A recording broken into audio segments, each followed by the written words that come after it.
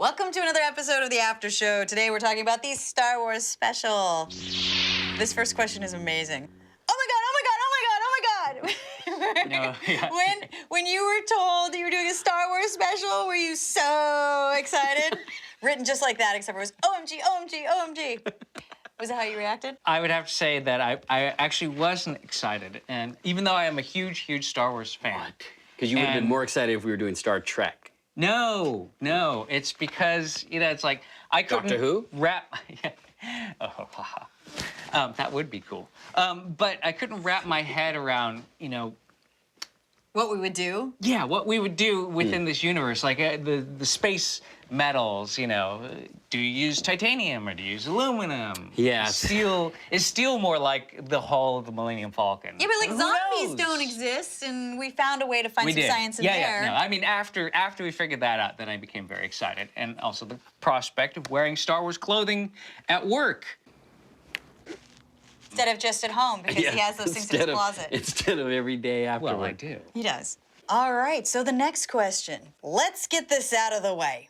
Best episode ever. Now the question, was building the tech suite as hard as it looked? Tech suite being the giant log smashing rig. And why didn't you just swing the logs from 2 cranes? Okay, originally, when we were trying to figure out how to swing the logs, we were gonna do it from cranes.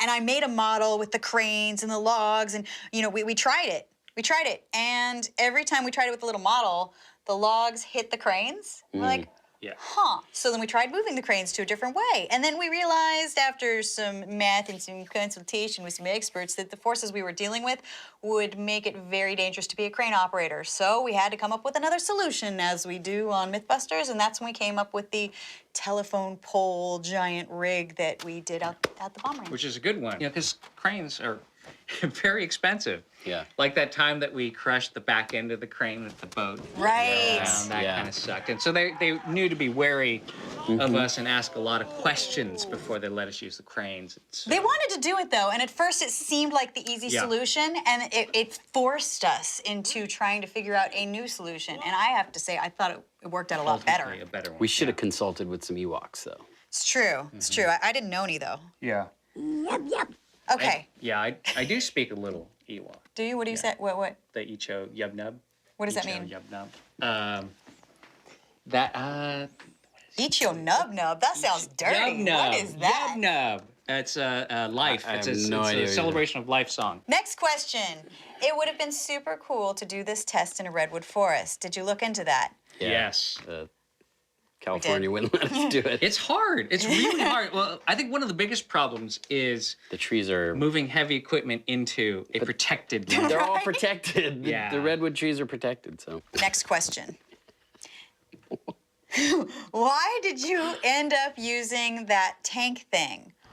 Was that your best guess for an ATST? Well, Yeah. I mean, we started It's out... the equivalent of our armored vehicles on Earth. Yeah. That was like our best guess. I gotta say, I mean, when I was watching the clip, I hadn't seen it in years. It just seemed like a silly idea for a vehicle. There's tiny, skinny little legs. It's all top heavy. It just inherently looked like a bad design.